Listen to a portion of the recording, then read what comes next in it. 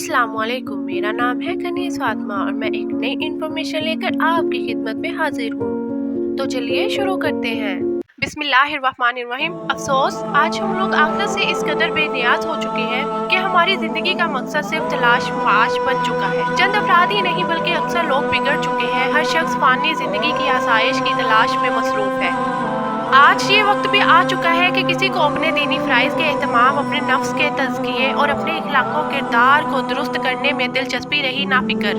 जबकि रसूल अकरम सल्लल्लाहु अलैहि वसल्लम ने तो फरमाया था कि मैं मकारिम इखलाक़ की तकमील के लिए भेजा गया हूँ। अफसोस, आज हम सिर्फ अपने पेट के पुजारी और नफसानी ख्वाहिशात के गुलाम बन चुके हैं और हम अशरफुल मखलूक़ात की मिसाल इन जानवरों की सी हो गई है जो अक्ल व शऊर से बहरावर और आरी है। शायद हमने ये समझ लिया कि हम मौत के चुंगल से बच जाएंगे, मगर ऐसा नहीं हो सकता, क्योंकि हम कितने ही लोगों की लाशें अपने कंधों पर उठा चुके हैं। अल्लाह तबारक व तआला ने सूरत अल-अनकबूत की आयत नंबर 64 में फरमाया, व इन्नद दारल आखिरत लहियल हयवानु लौ कानु यअलमून। आखिरत के घर की जिंदगी ही असल जिंदगी है, काश ये जानते होते। ऐ मोमिनो, अब तो ख्वाबे गफलत से बेदार हो जाओ और मौत को याद करके अपने दिल को अल्लाह की याद से आबाद कर लो, क्योंकि यही ज़ादे आखिरत है। सिर्फ वो ईमान, नेक अमाल और तकवा और परहेजगारी ही हमारे काम आ सकेंगे जो हमने उखरवी ज़िंदगी के लिए भेज रखे हैं। प्यारे दोस्तों, आगे बढ़ने से पहले गुजारिश है कि अगर आप मेरे चैनल पर नए हैं तो मेरे चैनल को सब्सक्राइब कर लें, वीडियो को लाइक करें और अपने दोस्तों में शेयर करना मत भूलिएगा। हर तरह की तारीफ अल्लाह तबारक व तआला के लिए ही है जो जिंदा है, कभी नहीं मरेगा। सिर्फ इसी को हमेशगी व बका है जो इज्जत व अजमत में यकता है, जिसने अपने बंदों को फनाह पजीर बनाया, नेक भक्तों और बदभक्तों में तमीज़ की। हम इसी की हम्द बयान करते हैं, इसी से मदद चाहते हैं, इसी से माफ़ी तलब करते हैं और अपने नफूस की खबासतों और अमाल की बुराइयों से इसकी पनाह चाहते हैं। और मखलूक में सबसे बेहतर हमारे प्यारे नबी हज़रत मोहम्मद सल्लल्लाहु अलैहि वसल्लम पर दरूद व सलाम हो, जिनका इरशाद बारी ताला है, और लज्जतों को तोड़ने वाली यानी मौत को कसरत से याद करो। इसमें कोई शक नहीं कि अल्लाह तबारक व तआला ने अपनी मखलूक के लिए एक वक्त मुकर्रर किया है जिसे वो पूरा करेगी। यहाँ तक कि जब मुकर्ररा वक्त आ पहुँचता है तो अल्लाह ताला के फरिश्ते इनकी रूहें कब्ज़ कर लेते हैं और वो ज़र्रा बराबर भी कोताही नहीं करते। जो कोई भी मौत के बारे में गौर व फिक्र करे, उसे मालूम हो जाएगा कि ये नहायत अहम मामला और एक ऐसा प्याला है जो हर मुकीम मुसाफिर पर पेश किया जाएगा। जबकि बात इस पर ख़त्म नहीं होती, बल्कि मौत के बाद की हौलनाकियों और कुर्बनाक मनाजिर का सामना करना है और हिसाब व किताब और जज़ा व सज़ा के मराहिल से गुजरना है। इंसान को ये हुक्म दिया गया है कि वो अल्लाह तबारक व तआला से मुलाकात के लिए हमा वक्त तैयार रहे, क्योंकि वो नहीं जानता कि मलकुल मौत इसकी रूह कब्ज़ करने के लिए कब आ पहुँचे। सूरह लुक़मान की आयत नंबर 34 में अल्लाह तबारक व तआला का इरशाद है, वमा तदरी नफ्सुन बिअय्यि अर्ज़िन तमूत। किसी को मालूम नहीं कि वो किस ज़मीन पर मरेगा।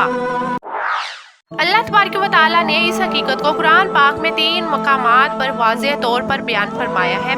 कुल्लु नफ्सिन ज़ाइक़ातुल मौत, हर जान ने मौत का मज़ा चखना है। सूरत आल इमरान की आयत नंबर 180, सूरत अन-निसा की आयत नंबर 78 और सूरत अल-अनकबूत की आयत नंबर 57 में इसकी तफसीर मिल जाती है। बात सल्फ से साबित है कि इस आयत करीमा में तमाम इंसानों को तसल्ली दी गई है कि इस रूए ज़मीन पर किसी को बकाओ दवाम नहीं। बस कितना ही सआदतमंद है वो शख्स जिसने इस घड़ी के लिए अपने आप को तैयार किया और इसके लिए अमल किया। जो अमल तुम्हारे जिस्म के अज़ाओ जवारे को कमज़ोर कर देगा और इसे तोड़ मरोड़ कर रख देगा, यकीनन वो अमल इंतहाई अजीम है और वो क़यामत का दिन है। अल्लाह तबारक व तआला हम पर रहम फरमाए। ऐसी आफत और मुसीबत के बारे में हमारा क्या ख्याल है कि जो हमारी चमक दमक, खूबसूरती और खुशनुमाई को ख़त्म कर देगी और हमारी शक्ल सूरत को तब्दील कर देगी, फिर हमारे नाजो नाम और करोफर में पले हुए जिस्म को ऐसी हालत की तरफ लौटा देगी कि हमारे महबूब तरीन अफराद, सबसे ज़्यादा मेहरबान और करम फरमा लोग हमें एक तंगो तारीख घड़े में डाल देंगे, जहाँ कीड़े मकोड़े हमारे जिस्म को चाट डालेंगे। प्यारे दोस्तों, मौत अवलीनो आखरीन सबको आएगी। ये अल्लाह तबारक व तआला की हमेशा से ही तरतीब रही है। ملک الموت ابھی کسی کے پاس گیا، عنقریب ہی ہمارے پاس آنے والا ہے، اس لیے سلف صالحین کا موت سے خوف اور گھبراہٹ شدید ہو جاتی ہے۔ اسی لیے پیارے حبیب محمد مصطفیٰ صلی اللہ علیہ وآلہ وسلم کی وصیت کے مطابق موت کو کثرت سے یاد کرو اور موت کے بارے میں غور و فکر کرتے رہو۔ پیارے دوستوں، موت کو ہم سمجھتے ہیں مر جانا یعنی مٹ جانا۔ اللہ تبارک و تعالیٰ نے لفظ خلقت کو خلق الموت والحیات ایک ہی لفظ زندگی کے لیے بھی بولا ہے اور وہی لفظ موت کے لیے بھی۔